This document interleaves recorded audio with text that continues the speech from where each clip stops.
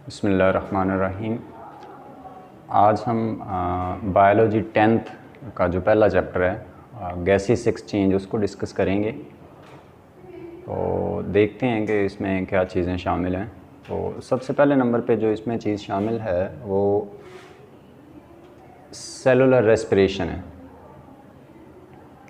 Cellular respiration एक ऐसा process है जिसमें हम जो खुराक खाते हैं उसमें जो CH बॉन्ड्स हैं वो टूटते हैं और उनके टूटने के नतीजे में जो एनर्जी रिलीज़ होती है उसको एक तो जिस्म के मुख्तलिफ़ कामों के लिए इस्तेमाल कर लिया जाता है और बाकी जो बच जाती है उसको ATP की फॉर्म में स्टोर कर लिया जाता है। हाँ जी। उसके बाद सेकंड जो डेफिनेशन है वो गैसेस एक्सचेंज, ये एनिमल्स में गैसेस एक्सचेंज की डेफिनेशन है। फॉर एग्ज़ाम्पल इंसान है तो इंसान में फेफड़ों के ज़रिए यानी कि लंग्स के ज़रिए ऑक्सीजन का ब्लड में शामिल होना और ब्लड से कार्बन डाइऑक्साइड का बाहर निकलना, इसको गैसेस एक्सचेंज कहते हैं। यानी कि गैसों का तबादला, कि गैस किसी जानदार के जिस्म के अंदर दाखिल हो रही है और कोई और गैस जो वेस्ट है वो वहाँ से निकल रही है। तो जो ज़रूरत की चीज़ है वो ऑक्सीजन है। ऑक्सीजन कहाँ पे इस्तेमाल होती है जी, ये हमें पता है, सेलुलर रेस्पिरेशन में। और सेलुलर रेस्पिरेशन का जो प्रोसेस है जब कंप्लीट होता है तो उसके नतीजे में कार्बन डाइऑक्साइड बनती है। तो कार्बन डाइऑक्साइड को जिस्म से निकालना ज़रूरी होता है, तो इसलिए ये गैसेस एक्सचेंज के प्रोसेस के ज़रिए निकलती है। नेक्स्ट जो है हमारे पास वो ब्रीथिंग है, सांस लेना जिसको हम कहते हैं। इस अमल में कोई भी लिविंग ऑर्गेनिज्म या एनिमल जो है वो हवा को सांस के ज़रिए अंदर लेके जाता है और वहाँ से ऑक्सीजन को अपने जिस्म में शामिल कर लेता है और फिर हवा को ही जिस्म से बाहर लेके आता है। क्या करने के लिए? उसमें जो वेस्ट गैस होती है यानी कि कार्बन डाइऑक्साइड जो है उससे छुटकारा हासिल करने के लिए।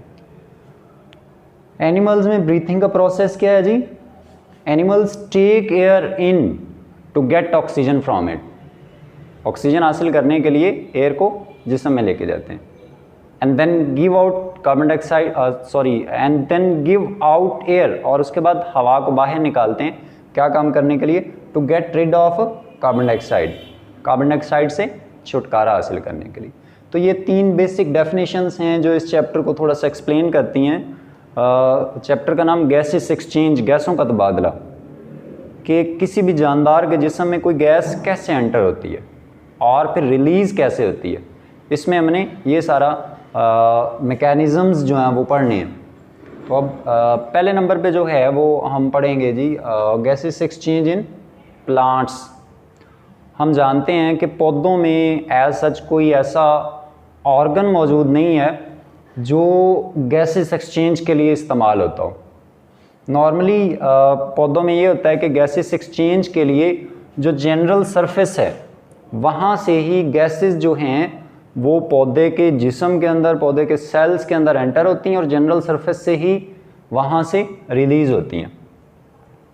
तो कुछ स्पेशल पोर्स हैं जो गैसों को पौधों के जिस्म के अंदर लेके जाती हैं, प्लांट बॉडी के अंदर, और फिर वहाँ से निकालते भी हैं। वो पोर्स कौन से हैं? सबसे पहले नंबर पे जो है वो हमारे पास स्टोमेटा हैं। स्टोमेटा जो हैं ये पत्ते जो हैं, लीव्स, और उसके अलावा जो यंग स्टेम्स है, नरम तना होता है ग्रीन कलर का, तो उसमें ये माइक्रोस्कोपिक पोर्स होते हैं जिनसे गैसों का तबादला होता है। यानी कि एक तो गैसों का तबादला भी होता है और उसके अलावा पानी का भी होता है, मतलब ट्रांसपायरेशन होती है, वहाँ से पानी निकलता है। ये माइक्रोस्कोपिक पोर्स होते हैं, कहाँ पे होते हैं जी? लीव्स और यंग स्टेम्स में। ये गैसों का तबादले में इस्तेमाल होते हैं। और उसके अलावा कुछ ऐसे पौधे जिनके जो वुडी स्टेम्स होते हैं, लकड़ी वाले तने होते हैं, और जो उनकी मैच्योर सख्त रूट्स हैं, तो उनमें तो स्टोमेटा मौजूद नहीं होते। तो उनमें एक और तरह के पोर्स होते हैं जिनको कहते हैं लेंटिसेल्स। ये लेंटिसेल्स स्पेशल किस्म के पोर्स हैं, सुराख हैं, जो मैच्योर रूट्स और जो वुडी स्टेम्स हैं उनमें पाए जाते हैं। क्योंकि ये जो बार्क है रूट की भी और जो वुडी स्टेम्स हैं इनकी बार्क जो है वो इम्परवियस होती है, मतलब उसमें से ना पानी एंटर हो सकता है ना गैसें एंटर हो सकती हैं। तो पानी और गैसेस को एंटर करने के लिए यहाँ पे कुछ सुराख होते हैं जिनको लेंटिसेल्स कहते हैं। उसके अलावा अब कौन सी गैसेस एक पौधा इस्तेमाल करता है और कौन सी गैसेस रिलीज़ करता है, इसको हमने देखना है। तो दो सिचुएशंस हैं हमारे पास, दिन के वक्त और सिचुएशन होती है, रात के वक्त और, मतलब दिन के वक्त और गैसेस मतलब पौधा रिसीव कर रहा है और एक्सक्रीट कर रहा है, और रात के वक्त और। इसके पीछे जो वजह है वो ये है कि दिन के वक्त जो है वो दो प्रोसेसेस, एक सेल है, फॉर एग्जांपल ये सेल है, इसमें ये क्लोरोप्लास्ट है, ये माइटोकॉन्ड्रिया है, साइड बाय साइड ये एक ही सेल में मौजूद हैं। तो इसके अंदर जो क्लोरोप्लास्ट है उसमें फोटोसिंथेसिस का अमल होगा। दिन के वक्त जब लाइट मौजूद होगी तो उस वक्त फोटोसिंथेसिस का अमल होगा। अब हम जानते हैं कि फोटोसिंथेसिस में कौन सी गैसेस इस्तेमाल होती हैं। फोटोसिंथेसिस में कार्बन डाइऑक्साइड गैस जो है ये इस्तेमाल होती है, और कौन सी गैस रिलीज़ होती है हम जानते हैं, इसमें ऑक्सीजन रिलीज़ होती है। फोटोसिंथेसिस का जो प्रोसेस है इसमें कार्बन डाइऑक्साइड गैस इस्तेमाल होती है और ऑक्सीजन रिलीज़ होती है।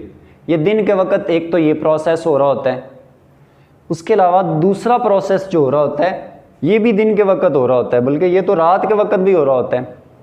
तो इसमें कौन सी गैस इस्तेमाल होती है, सेलुलर रेस्पिरेशन में ऑक्सीजन गैस इस्तेमाल होती है, और कौन सी गैस रिलीज़ होती है इसमें से ये जो प्रोसेस है सेलुलर रेस्पिरेशन, इसमें जो गैस एक्सक्रीट होती है या खारिज होती है वो है कार्बन डाइऑक्साइड। अब ये दोनों प्रोसेसेस साथ ही हो रहे हैं। अब यहाँ पे कार्बन डाइऑक्साइड जो है ये पौधा बाहर से अपने जिस्म के अंदर एंटर करता है फोटोसिंथेसिस के लिए, और उसके नतीजे में ऑक्सीजन इस्तेमाल होती है। अब ऑक्सीजन को जिस्म से बाहर निकलना चाहिए, क्योंकि ये एक जो है वो वेस्ट है इस प्रोसेस का, तो इसको जिस्म से बाहर निकलना चाहिए। लेकिन यहाँ पे एक और प्रोसेस भी हो रहा होता है उसी सेल के अंदर, जिसको हम रेस्पिरेशन कहते हैं, तो उसके अंदर ये ऑक्सीजन इस्तेमाल हो रही होती है। तो इसलिए दिन के वक्त पौधे जो हैं वो ऑक्सीजन को जो है वो रिलीज़ करते हैं और कार्बन डाइऑक्साइड को ये जो हैं अपने जिस्म के अंदर दाखिल करते हैं। अब यहाँ पे भी देखें जी, माइटोकॉन्ड्रिया जो है इसमें रेस्पिरेशन हो रही है, तो इसके अंदर जो कार्बन डाइऑक्साइड रिलीज़ हो रही है ना, ये पौधे के जिस्म से बाहर नहीं जाएगी, बल्कि ये दोबारा से फोटोसिंथेसिस के अंदर इस्तेमाल हो जाती है। इसलिए दिन के वक्त जो गैस पौधा इस्तेमाल करता है वो कार्बन डाइऑक्साइड है, यानी कि बाहर से अपने जिस्म के अंदर एंटर करता है वो कार्बन डाइऑक्साइड है, और जो रिलीज़ करता है वो ऑक्सीजन है। लेकिन रात के वक्त ये थोड़ा डिफरेंट होता है। रात के वक्त ये वाला प्रोसेस जो है माइटोकॉन्ड्रिया के अंदर क्लोरोप्लास्ट के अंदर जो फोटोसिंथेसिस का प्रोसेस है ये नहीं हो रहा होता, क्योंकि लाइट तो मौजूद नहीं होती। अब सिर्फ माइटोकॉन्ड्रिया के अंदर रेस्पिरेशन हो रही होती है, और रेस्पिरेशन में कौन सी गैस इस्तेमाल होती है जी, रेस्पिरेशन में ऑक्सीजन गैस इस्तेमाल होती है, और रिलीज़ कौन सी होती है जी, इससे रिलीज़ होती है कार्बन डाइऑक्साइड। तो रात के वक्त पौधे जो हैं वो ऑक्सीजन हासिल करते हैं और कार्बन डाइऑक्साइड को अपने जिस्म से निकालते हैं। अब ये दो सिचुएशंस हैं जो पौधे फेस करते हैं। दिन के वक्त कौन सी गैस इस्तेमाल करते हैं, कार्बन डाइऑक्साइड, रिलीज़ कौन सी करते हैं, ऑक्सीजन, और रात के वक्त इसके उल्ट होते हैं। अच्छा जी, अब ये था गैसेस एक्सचेंज इन प्लांट्स, ये कंप्लीट हुआ। उसके बाद हम देखेंगे गैसेस एक्सचेंज इन ह्यूमंस, इंसानों में, इंसान के अंदर गैसों का तबादला कैसे होता है ये हमने देखना है। तो इसमें स्पेशलाइज्ड ऑर्गन्स हैं या एक पूरा ऑर्गन सिस्टम है जो गैसों के तबादले के लिए इस्तेमाल होता है, जिसको हम रेस्पिरेटरी सिस्टम कहते हैं। और वो रेस्पिरेटरी सिस्टम जो है वो एयर पैसेज वेज पे मुश्तमिल है, हवा के रास्तों पे मुश्तमिल है। इसमें मुख्तलिफ रास्ते हैं जिनसे हवा जो है वो हमारे ब्लड तक ट्रैवल करती है। तो सबसे पहले नंबर पे जो हमारे पास इसमें एयर पैसेज वे है वो है नेजल कैविटी।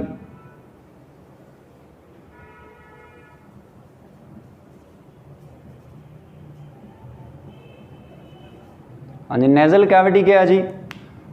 नाक के अंदर जो खाली जगह है इसको नेजल कैविटी कहते हैं, और इसमें एक दीवार सी होती है जिसकी वजह से ये दो हिस्सों में तकसीम होती है। अब ये बाहर वाली साइड पे दो नॉस्ट्रिल्स हैं जिनके ज़रिए बाहर वाली साइड पे खुलती है। इसी तरह दो नॉस्ट्रिल्स अंदर भी हैं जिसके ज़रिए ये आके इस हिस्से जो फेरिंग्स है इसमें खुलती है। इनको इंटरनल नॉस्ट्रिल्स कहते हैं। एक्सटर्नल नॉस्ट्रिल्स के ज़रिए ये जिस्म से बाहर खुलती है नज़ल कैविटी, हवा नज़ल कैविटी में जाती है, और इंटरनल नॉस्ट्रिल्स के ज़रिए ये जिस्म के अंदर खुलती है। अब यहाँ पे इसके अंदर कुछ एडॉप्टेशंस होती हैं जो हेल्प करती हैं टेम्परेचर को मेंटेन करने के लिए, हवा जो हम बाहर से लेते हैं, और उसको गीला करने के लिए। मतलब यहाँ पे म्यूकस होता है। तो म्यूकस जो है एक तो डस्ट पार्टिकल्स को फिल्टर करता है, और उसके अलावा हवा जो होती है बाहर से अंदर जा रही है तो उसको नम करता है, उसको गीला करता है। उसके अलावा जहाँ पे बारीक बाल या छोटे छोटे बाल होते हैं तो इन बालों का काम ये है कि हवा को फिल्टर करते हैं, यानी कि मिट्टी वगैरह या डस्ट पार्टिकल्स को फिल्टर करते हैं, तो वो आगे नहीं जाएंगे, यहाँ पे ही फंस के रह जाएंगे। तो ये थी नेजल कैविटी। उसके अलावा ऑरल कैविटी है, तो ऑरल कैविटी के ज़रिए भी अगर नाक बंद है तो सांस लिया जा सकता है, लेकिन ये वाली जो इसमें एडॉप्टेशंस हैं ये यहाँ पे मौजूद नहीं है। हाँ जी, एक्टिवली ये ऑरल कैविटी जो है ये इस रेस्पिरेटरी सिस्टम का हिस्सा नहीं है। अब यहाँ पे इसके बाद जो इसका नेक्स्ट रास्ता है हवा का वो है फेरिंग्स।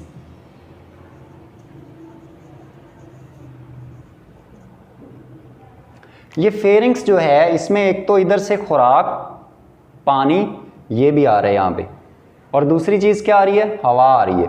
यानी कि ये जो फेरिंग्स है ये हवा, पानी और खुराक तीनों के लिए ये एक ही पैसेज वे है, एक ही रास्ता है।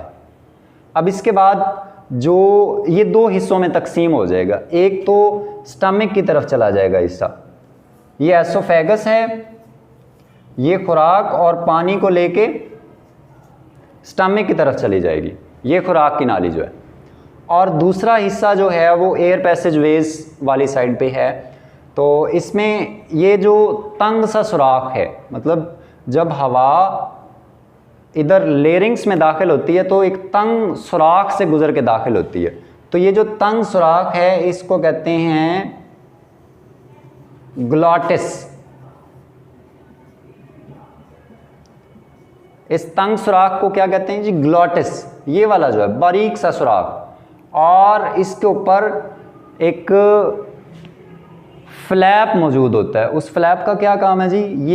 ये काम करता है कि जब खुराक और पानी वगैरह आते हैं तो उनको इस ग्लॉटिस के अंदर एंटर होने से रोकता है। मतलब ये जब खुराक वगैरह आती है तो ये इसके ऊपर ढकने की तरह बंद हो जाता है। तो इस फ्लैप ऑफ टिश्यूज़ को कहते हैं जी एपिग्लॉटिस।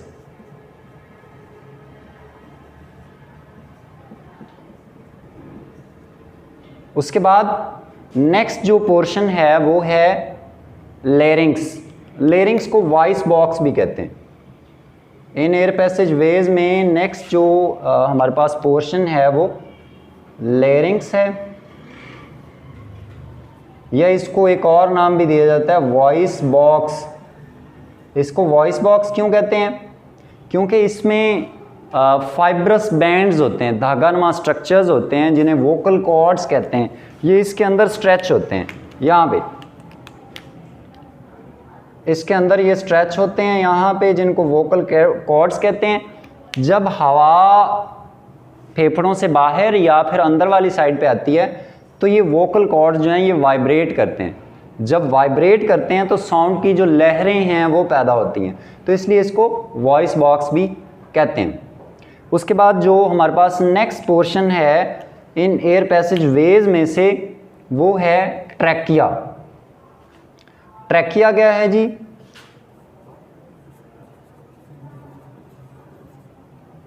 हाँ जी, ट्रैकिया एक कार्टिलेज का बना हुआ ये एक ट्यूब है, इसमें से हवा गुजर के आगे जाती है। उसके बाद जो ये ट्रैकिया है ये दो हिस्सों में तकसीम हो जाता है।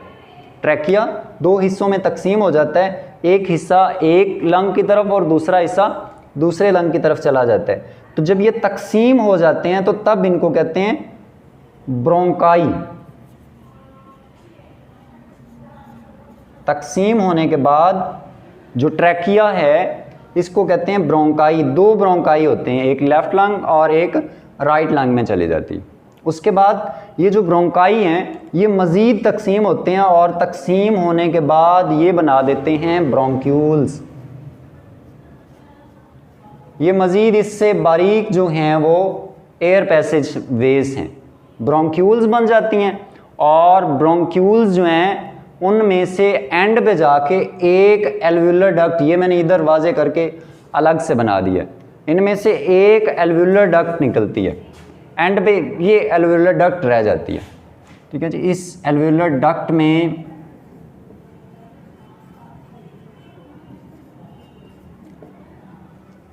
अब ये जो एल्वुलर डक्ट है ये आगे मज़ीद तकसीम होती है,